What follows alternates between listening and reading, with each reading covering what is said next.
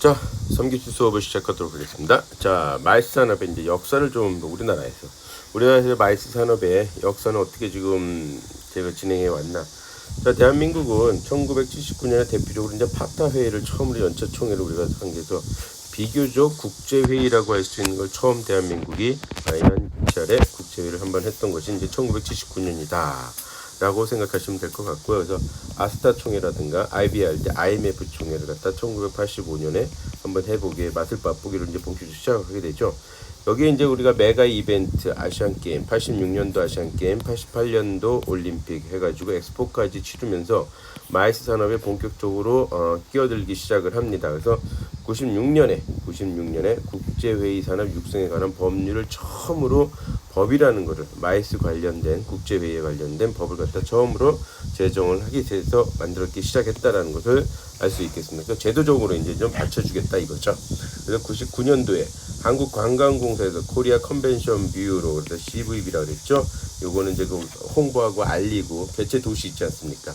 데스티네이션의 개최 시티를 알리고 홍보하면서 또한 가장 중요한 행사 유치를 갖다가 지원을 하는 업무를 하는 곳입니다. 그런 것을 이제 신설을 하게 되는 거죠. 그때 이제 국제회의 기획업과 시설업으로 한다. 시설업은 컨벤션 센터. 국제회의 기획업은 PCO 이렇게 생각해서 그걸 이제 분리해서 만들기 시작을 했죠. 그러다 2000년도에 드디어 대한민국의 코엑스 컨벤션 센터죠. 최초의 컨벤션 센터 코엑스를 갖다가 삼성역에 서울에 상륙하게 되죠. 그걸 하게 된 이유는 이 아셈 정상회의 2000년도에 열리는 아셈 정상회의를 하기 위한 것입니다. 요거는 이제 김영삼 정권 때 IMF 우리가 97년, 98년도 오기 전에 이제 그 전차에 아셈 회의 참석했던 우리 김영삼 대통령이 다음에 누가 하시겠습니까? 해가지고 김영삼 내가 하겠습니다. 라고 해서 하게 되는 거죠. 그때 사실 많이 스태프들이 놀랬습니다. 왜냐면 우리는 컨벤션 센터도 없죠. 아무것도 그런 걸 할 자세가 준비가 시설이 없었던 차에 상당히 난색함을 표했던 적이 있었습니다. 그래가지고 그냥 부랴부랴 뭐 어차피 대통령이 하겠다 그랬는데 어떡하겠습니까? 그걸 더군다나 아셈 회의장에서 발표를 해버렸으니 아주 미치는 상황이 벌어졌죠. 어찌됐건 그때 당시에 그 뒷이야기로는 김영삼 대통령이 영어가 잘 못 알아들어가지고 손을 들었던 적이 있던 거죠. 그 손을 들은 거였습니다. 내가 하겠다라는 뜻을 손을 들은 건 아니었는데 내가 하겠다, 대한민국에서 하겠다라고 발표가 됐던 거였죠. 그래서 부랴부랴 삼성역에다가 그때 당시에 삼성역에는 그 다 아파트들이 이런 게 다 미분양이던 시절이었어요. 뭐 상가고 뭐고 그런 상황이었는데 이 코엑스를 짓고 나서부터는 우리가 국제회의에 그 전시 컨벤션 센터를 처음으로 만들어냈고 그 다음에 본격적으로 우리가 국제회의에 뛰어들 수 있는 기반을 만들게 됐죠. 결과론적으로. 여튼 그래서 2009년에는 이제 가장 대표적인 게 이명박 정권 시대 때 제 17대 미래 성장 동력으로 처음으로 지정을 했어요. 제가 첫 시간에 얘기를 했었죠. 마이스 산업 갖다 미래 성장 동력의 동료 산업이다라고 얘기를 했다라는 것이죠. 그래서 박근혜 정부 때 그걸 받아가지고 또 다시 한번 융복한 산업으로서 마이스 산업을 갖다가 아주 그 성장 동력 산업으로서 인정을 하게 됩니다. 2010년도에는 이제 그동안은 컨벤션 처음에 이제 국제회의라고 얘기하다가 컨벤션이라고 얘기하다가 본격적으로 마이스 협회로 이제 이렇게 바꾸면서 이때부터 거의 마이스를 2010년도 때 우리나라 사용해 왔다라고 보시면 되고요.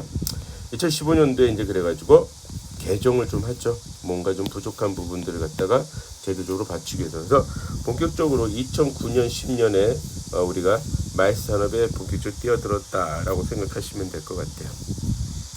그러던 찰나에 마이스 산업에서도 그랜드 슬램 단성이 있습니다. 그래서 그랜드 슬램 단성이라는 건 뭐냐면 아래 써졌듯이 아셈 회의 정상회의죠. 아셈 회의 김영삼 그 코엑스 처음에 코엑스 만들어졌던 아셈 회의를 우리가 취했고 다음에 에이펙 저거는 경제회의죠. 부산에서. 그리고 나서는 G20 정상회의 G20의 정상회의죠. 서미트. 그리고서는 또 하나 뭡니까? 서울 해관전 회의. 이 네 개를 전부 다 가장 큰 국제회의 네 개를 전부 다 우리가 진행을 했다라는 겁니다. 그래가지고 국제회의에 그랜드 슬램을 달성한 나라가 되게 되었습니다. 아주 자랑스러운 일이죠. 우리나라 현재 마이스 육성협의회가 이제 처음에 이제 컨벤션으로 만들었다 이제 마이스 산업으로 이렇게 됐는데 여기는 간단한 구조가 사무국이 있죠. 집행위원회가 있고 이제 그걸 받쳐주는 사무국들 각 지역별로 브랜치들이 다 하나씩 다 있습니다. 여기에는 이제 집행위원회는 정책을 하는 데가 있고 이제 마케팅 알리는 데가 여기 이제 CV가 많이 관여를 합니다. 그다음 공정경제위원회, 그다음에 산업통계 각각의 통계를 내겠죠. 이런 식으로 진행을 하고 있는 것이 현재 우리나라 마이스 협회라고 보시면 될 것 같고요. 이 마이스 산업의 이제 현황들을 보게 되면 대한민국이 차지하는 위치가 어떻게 되냐? 제가 OT 시간에 잠깐 설명을 했지만 도시로서는 2위를 차지했어요. 2018년도에. 엄청난 쾌거입니다. 대한민국. 아까 말씀드렸듯이 2009년도 이명박 정권 시대 처음으로 이것을 정당 동력 산업으로 삼아가지고 꾸준히 열심히 노력해온 바 꾸준히 약 8년 만에 약 한 10년 만에 넘버 2 도시로서는 넘버 3까지 우리가 올라오게 되었다는 사실을 알 수 있고요.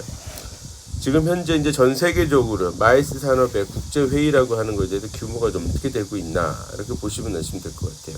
대한민국 땅에서 자, 그 전에 이 마이스 산업에서는 항상 나오는 단어가 있습니다. UIA 다음 기회에 다시 한번 말씀드릴 때가 있을 텐데요. ICCA입니다. UIA는 Union of International Association, 즉 협회연맹이에요. 협회연맹, Association, 협회연맹, 국제협회연맹을 UIA입니다. UIA가 기준을 잡아서 국제회의 수를 결정하는 게 기준이 있어요. 요건 좀 완화가 돼 있고 ICCA 이건 International Congress and Convention Association ICCA입니다. 요건 좀 많이 까칠합니다. 그러니까는 외국이 3개국 이상 참석을 해야 되고 회의는 3일 이상 해야 되고 다음에 순환적이어야 된다. 그러니까 계속 해야 된다는 겁니다. 일회성으로 끝나는 회의가 아니라 매년 바뀌어가면서 지역 개최지를 바꿔가면서 매년 회의가 열려야 된다는 좀 까칠하다 되나요? 엄하다 그래야 되나요? 근데 그런 식으로 해서 그래서 이 ICCA 밑에는 ICCA 기준으로 회의 개최수고 이 위에는 UIA 개최수입니다. 그러니까 UIA가 약 1000개, 997개죠. 근데 ICCA는 267개만 인정을 한다는 겁니다. UIA 기준으로 우리나라에서 이제 국제회의를 1000개 약 997개를 했어요. 물론 이제 좀 더 많은 것도 있겠죠. 기업 회의도 들어가고 막 이런 식으로. 그 중에서 UIA는 997개를 인정을 했고 그 다음에 ICCA는 267개를 인정을 했다라고 보시면 되고요. UIA 기준으로서 우리가 1등을 했었다는 사실이에요. 2016년도 때. 그러나 ICCA 때는 13위를 했었다라고는 뜻을 갖고 있습니다. 어찌됐건 상당히 대한민국이 발전했다는 것을 우리 ICC, 그 마이스 산업에서 성공적으로 안착을 하고 있다라는 것을 우리가 알 수 있습니다.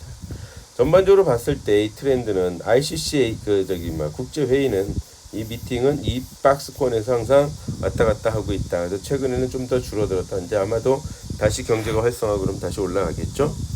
그 다음에 이제 그 각 대륙별로 이제 살펴보게 되면 무엇보다도 유럽이 좀 줄고 있다. 이걸 알 수가 있어요. 유럽이 좀 줄고 있다. 보시게 되면 유럽이 좀 줄고 있죠. 유럽은 좀 줄고 있는 편이고 대신 아시아존이 확 늘었죠. 처음에 비한다라면 아시아존이 늘어난 건 거의 2.5배에서 4배 정도 이상이 늘고 있다라는 거 보시면 되고 미국은 확 줄어들고 있습니다. 미국은 확 줄어들고 있고 그 아프리카라든가 남태평양 지역은 거의 변함이 없이 조금씩 조금씩 눈에 그렇게 크게 띄지 않을 정도 줄고 있는 이런 상태. 즉 아시아 쪽이 점점 많이 늘어난다는 건 결국은 뭡니까?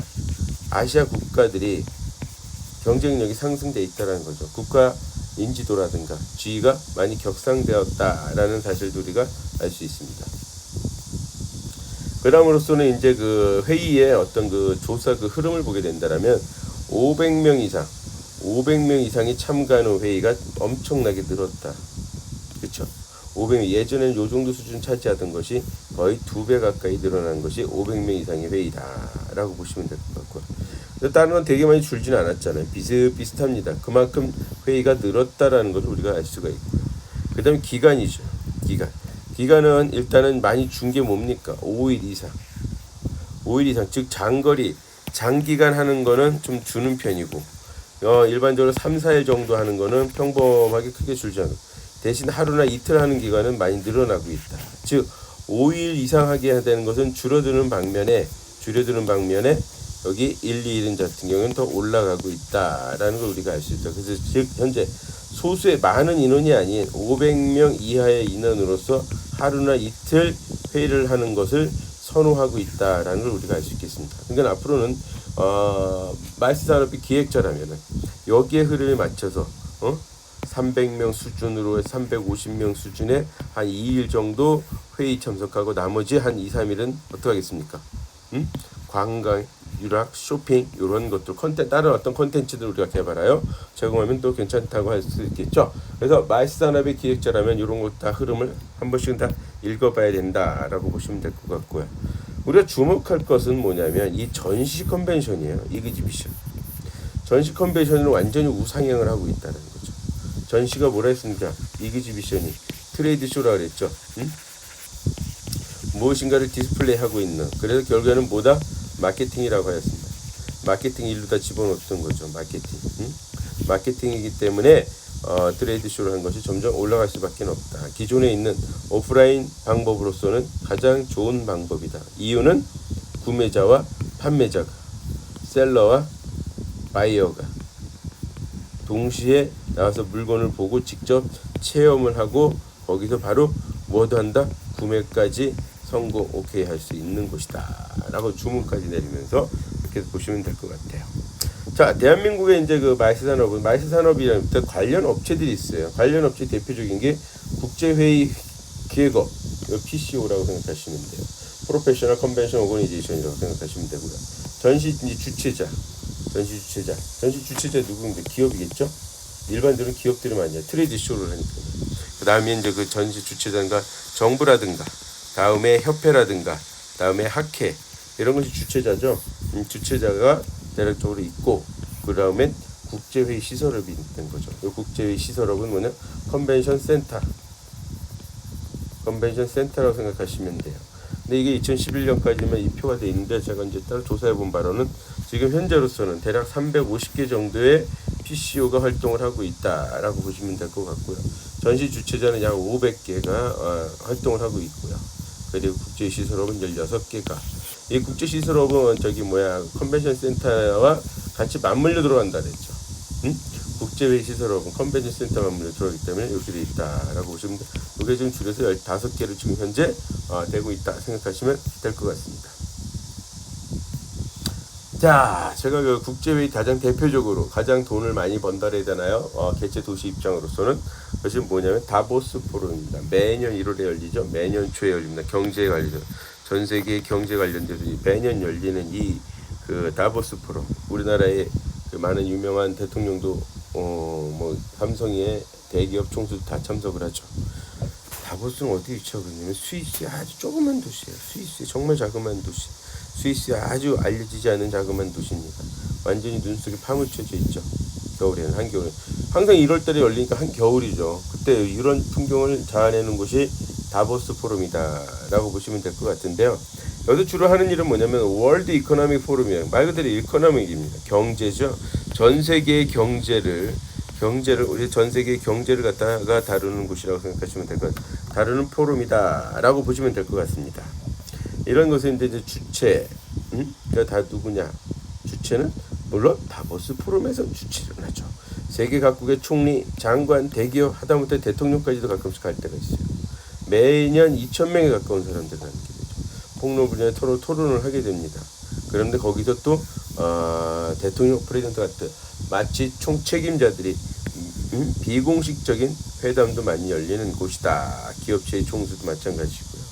그래서 다보스 포럼의 주제는 말 그대로 이코노믹이긴 하지만 전반적으로 정치에까지도 영역을 아주 가리는 것 없이 모든 주제를 다루죠. 세계의 재편, 형성, 세계화 4.0 이런 걸 다루게 되는데 그래서 제가 여기서 이제 좀 강조를 해드려야 될 게 뭐냐, 어느 정도인지. 참가가 2만 달러예요. 여기 참석하려면 약 2,400만 원 돈이 필요하다는 거예요. 2,500만 원 돈. 2,500만 원 돈이 있어야지 참가를 하는데 그렇지 않죠. 또 더 필요하죠. 가서 체지하는데 대략 2만 달러 된다. 2천만 원 들어갑니다. 그리고 또한 뭐가 있냐? 연회비가 있어요. 이분들은 회비로는 연회비가 있어가지고 약 한국 돈으로 얼마다? 약 2천만 원 가까이 됩니다. 즉 얼마야? 약 6천만 원 이상이 여기 한번 참석하려면 1년에 6천만 원을 써야 돼. 6천만 원. 그러니까는 아까 이 조그만 다보스라는 섬이 1년에 여기서 벌어들인 돈이 얼마겠습니까? 그 몇 분만 해도 1인당 6천만 원씩 와서 써야 된다라는 거죠. 대단한 거죠. 다보스 포럼이. 그러니까는 저러한 부가가치가 되게 높으니까 많은 나라에서 유치를 하려고 합니다. 해외 마이스터로서 역시 아시아 존이 확 늘어난 거를 볼 수 있어요. 약 40% 가까이 늘어났습니다. 아까 아시아 존 늘어난다 그랬잖아요. 그 늘어나는 정도가 이 정도다. 2배 가까이. 오히려 북미나 이런 데가 지금 현재 다른 데 비한다라면 가장 많이 차지하고 있다 정도 생각하시면 될 것 같고요. 그 중에 독보적인 데가 어디입니까? 이 싱가포르입니다.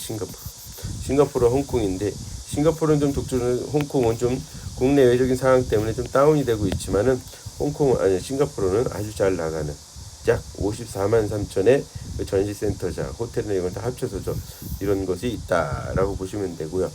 지원 예산이 약 350억이에요. 홍콩이 53억, 몇 배입니까? 6배, 7배 가까이가 된다는 거죠. 벌써 지원하는 정부 측에서 지원하는 것만 봐도 확실히 다르긴 다르다는 걸 우리가 알 수 있단다. 여기 이제 아시아 점령 중에서 그 우리가 싱가포르, 홍콩, 그다음에 이제 동경, 그다음으로서 이제 중국 상하이라고 생각하시면 되고요. 여기에 대한항공이 우뚝 서 있다고 보시면 되죠. 일본 동경은 일본 쪽의 동경은 크게 두각을 나타내지는 못하고 있습니다. 그냥 뭐 명목상 운영되는 것도 좀 많이 있다고 보시면 될 것 같고요. 그 다음은 이제 중국 상하이가 이제 본격적으로 컨벤션 센터를 갖다가 설립을 하면서 뛰어들기 시작을 했다라고 보시면 될 것 같습니다. 싱가포르는 벌써 정책적으로 이렇게 보시게 되면 2000년도에 신성장 동력을 했다는 것. 우리나라는 2009년도에 이명박 정권 시대 때 집어넣었던 것. 거의 10년 벌어지고 있다는 사실을 우리가 알 수 있습니다. 그 다음에 전격적으로 카지노를 갖다가 발표를 하죠. 합법화 시켜버린다. 카지노를. 외국인들이 와서 많이 사용하다 이건 거죠. 카지노법을 갖다가 발표화시켜서 카지노 제정을 하게 된다는 거죠. 그 다음 마리나 베이 세지를 갖다 전 세계에서 가장 유명한 리조트죠. 리조트로서 전시 컨벤션 센터 바로 옆에 있습니다. 일부러. 그래서 아주 유명한 거죠. 그다음에 2010년도에 리조트들이 계속 하는 겁니다. 대표적인 마리나 샌즈베이와 리조트 월드 센토사. 여기서만 진행되는 것이만 해도 대한민국을 앞서고 서울을 앞서는 도시들이고 국가들이다라고 보시면 될 것 같아요. 언젠가 우리가 추적해 돼야 되겠죠.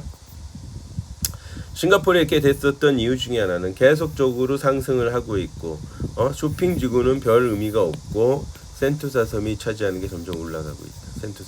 센토섬이 종합 리조트를 만들어냈다 그랬죠. 그 다음에 이제 복합 리조트로서 마리나 샌즈베이 같은 복합 리조트들이 많이 만들어내는 여건이 방문율학에서 국제회의를 갖다 많이 개최를 하게 된 여건이 되지 않았나 볼 수 있죠. 역시 쇼핑, 살거리. 이게 이제 그 리조트 월드 센토사 리조트의 모습입니다. 호텔도 2개나 들어가 있습니다. 호텔이 들어가 있죠. 워터파크라든가 이런 체험하는 데 쇼는 물론 카지노 허용돼 있죠. 유니버설 스튜디오 들어가 있습니다. 여기 안에 들어가는 거 있는 것 자체가 벌써 모든 걸 다 해결할 수 있는 아주 좋은 거죠. 숙소 있죠. 전시 컨벤션 센터 있죠. 그렇죠. 그 다음에 각종 그 체험관들이 있다라는 사실을 우리가 알 수 있습니다. 자, 다음으로서는 이제 마리나 샌즈베이예요. 마리나 샌즈베이도 위치를 이렇게 보게 되면 전시 박람회가 여기 있어요. 근데 이게 마리나 샌즈베이 호텔이 여기 있다라는 거죠. 이쪽에 카지노, 영화관, 쇼핑, 식당 하는 박물관 같은 게 다 같이 공존을 하고 있다. 그렇기 때문에 이거는 이제 마리나 샌즈베이도 아주 성공적으로 잘 안착돼 있고 많은 사람들 그러는데 요거 원래 회사는 어디냐면 라스베가스 거예요. 라스베가스가 싱가포르에다가 저기를 하게 됐다라는 거죠. 이 마리나 샌즈베이에 대해서 좀 한번 그 그림으로나마 한번 살펴보도록 할게요. 마리나 샌즈베이가 어느 정도로 잘해놨나.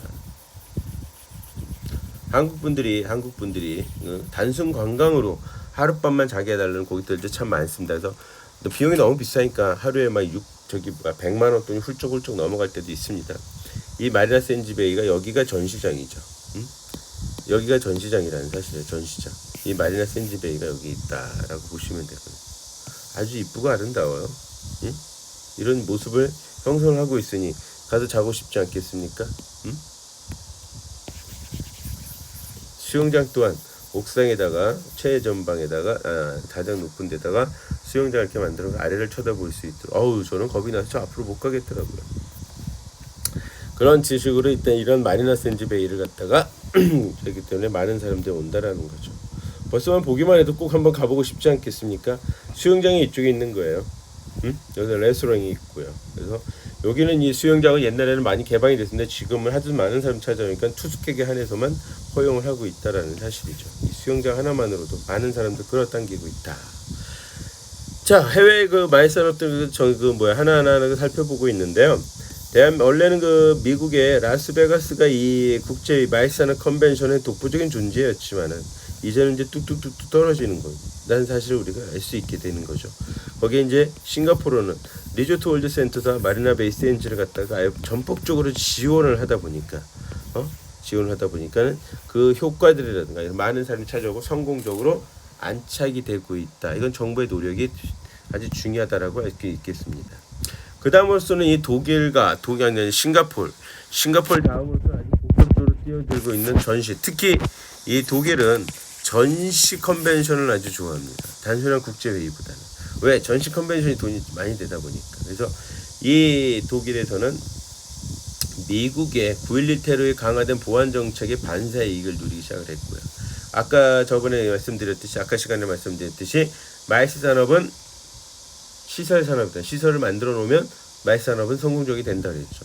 거기에 따른 컨벤션 센터를 엄청나게 전시 컨벤션 센터를 만들어냅니다.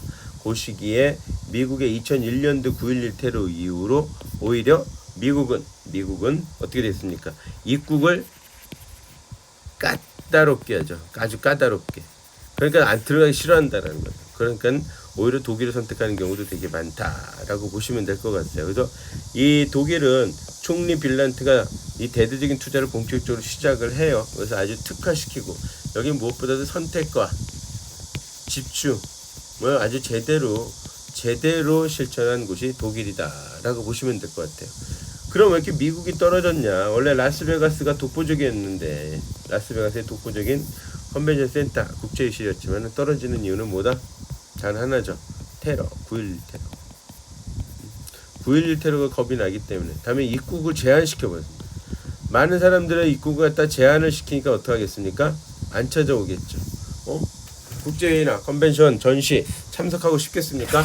별로 참석하지. 그러다 보니까 자꾸 다른 나라에서 열리게 되었다라는 거죠.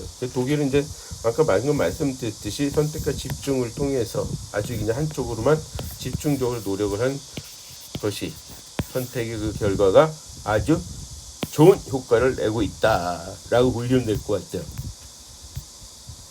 독일의 이제 4대 전시 컨벤션 센터입니다. 하노버, 세계에서 제일 큽니다. 프랑크푸르트, 켈른, düsseldorf 이 4개가 있는데 어느 정도 도대체 크냐? 하노버가 이 정도예요.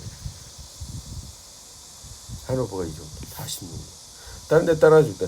근데 또 2등은 누구야? 독일의 프랑크푸르트. 얘네만 합쳐도 벌써 71만, 80만이야, 80만. 이 80만. 우리나라 대한민국 킨텍스가 얼마나인지 아세요? 지금 현재 제1 전시장, 제2 전시장 합쳐서 10만이에요, 10만. 여긴 80만이에요. 다음 밀라노, 광저우, 중국의 광저우, 다음에 독일의 켈른. 5위도 또 독일의 켈른. 이거 하게 되면 벌써 100만이 넘어가죠. 응? 거기 또 düsseldorf까지 있어요. 전체적으로 먼저 전시센 컨벤션 센터 봅니다. 독일, 1위 독일, 2위 독일, 5위 독일. 이때도 독일이에요. 대한민국의 킨텍스 얼마 뛴다고요? 10만 8천입니다. 10만 8천. 이 정도밖에 안 된다는 거죠. 그러니까 엄청나게 저기다 하지만 그래도 불구하고 국가와 도시가 나름대로 손가락 안에 들어가 있다는 거는 여러분들 정말 자랑스럽게 생각하셔도 괜찮겠습니다. 그렇지만 앞으로 그래도 대한민국의 이제 마이스 산업의 이제 활성화 방안으로서 좀 더 사업을 다각화해야 된다. 한국 국제회의 하나만 할 게 아니라 전시 컨벤션 센터도 좀 더 키워야 된다라는 거. 국제회의 서비스업을 갖다가 이런 서비스업이 없어요. 마찬가지로 여행업도 마찬가지고 호텔도 마찬가지고 서비스업을 신설을 해야 된다. 몇 가지 그 중에 국제의 서비스업은 꼭 필요하다라고 해서 역량을 강화시켜야 된다라는 거죠. 국제회의 서비스업의 역량을. 그래서 전략사업으로 아주 육성을 해줘야 된다는 거죠. 특히 친환경 그린. 그래서 새로운 복합 서비스, 인적 서비스도 필요하다는 거죠. 우리나라 킨텍스가 잘 안 되는 이유는 숙박이 없다라는 거예요. 킨텍스 쪽에 제대로 된 게. 그러니까 어떻게 해요? 킨텍스에서 모임을 갖고 잠은 어디서 잔다? 서울에서 잔다. 그것도 자야 소비 활동이 이루어지는 거 아니겠습니까? 여기서 이제 잔다라는 거는 너무 아깝죠. 그래서 그런 것까지 같이 좀 만들어내줘야 된다. 그래서 컨벤션 뷰의 역량을 강화시키고 무엇보다도 시설을 갖다 제공을 갖다 많이 해줘야 되고요. PCO, 다음에 PEO는 컨벤션 기획 전문이고 PCO는 컨벤션이죠.